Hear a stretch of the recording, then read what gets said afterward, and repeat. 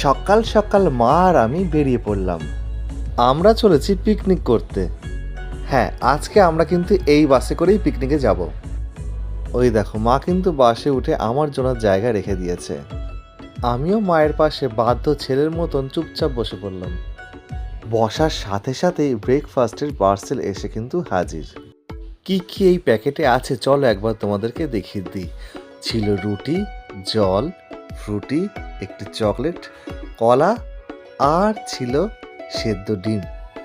বাস ছুটে চলল তার নিজের ছন্দে শহরের বুক চিরে আমাদের গন্তব্যস্থলের দিকে।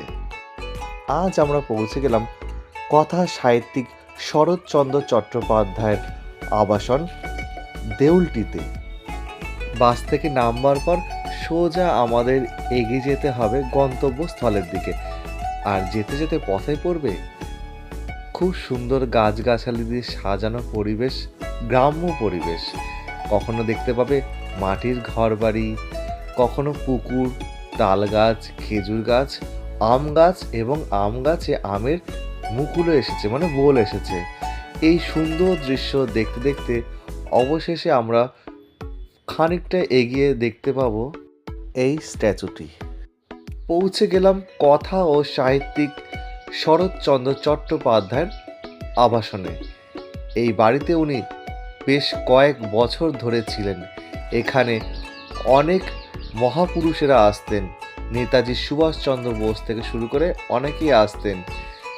গোপন মিটিং চলতো এই বাড়িটিতে।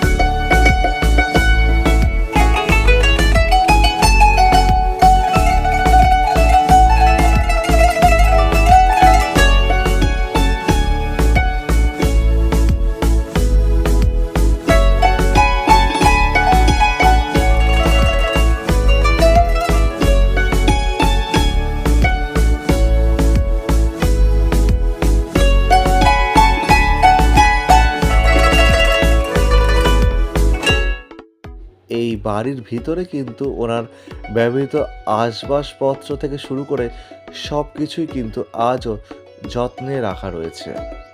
তবে হ্যাঁ, দর্শন করে বের হওয়ার সময় কিন্তু এখানে তোমার সাধ্য অনুযায়ী মেনটেন্যান্স খরচ বাবদ কিন্তু এখানে কিছু দিতে হয়।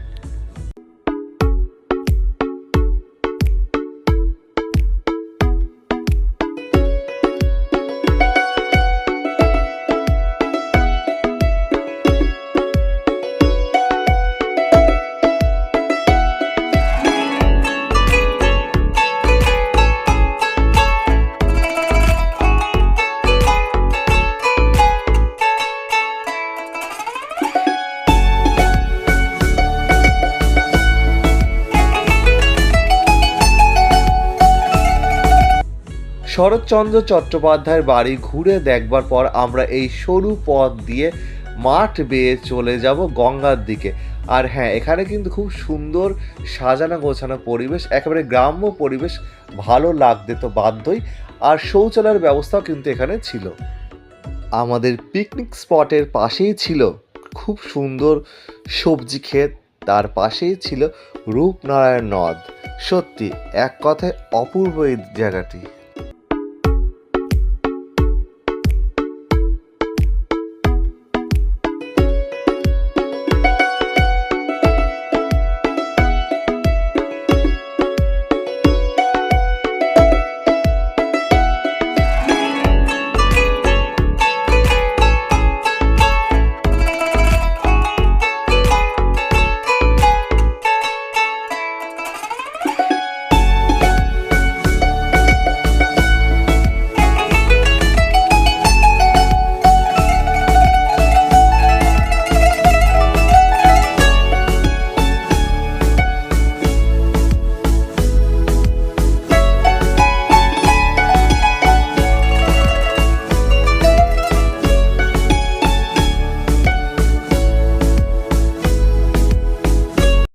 এরপর পালা ভুরি ভোজের, ছোলার ডাল এবং ফুলকো ফুলকো লুচি।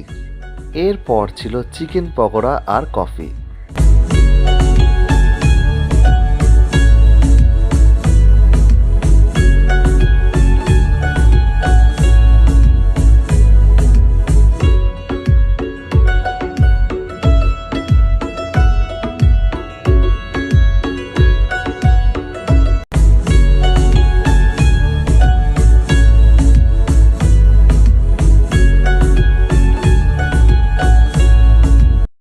এবার পালা দুপুরের ভুরি ভোজের।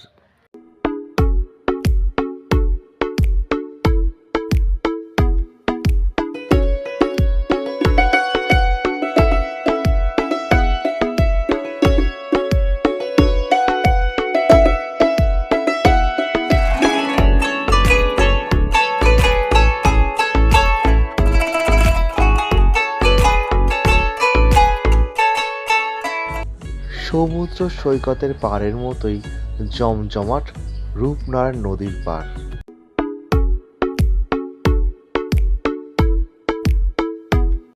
ফেরার আগে ছিল চিকেন এবং ব্রোকলি গাজর দিয়ে একটি স্যুপ।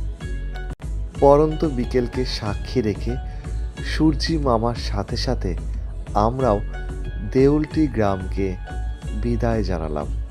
আজকের মতন আমাদের পিকনিক শেষ।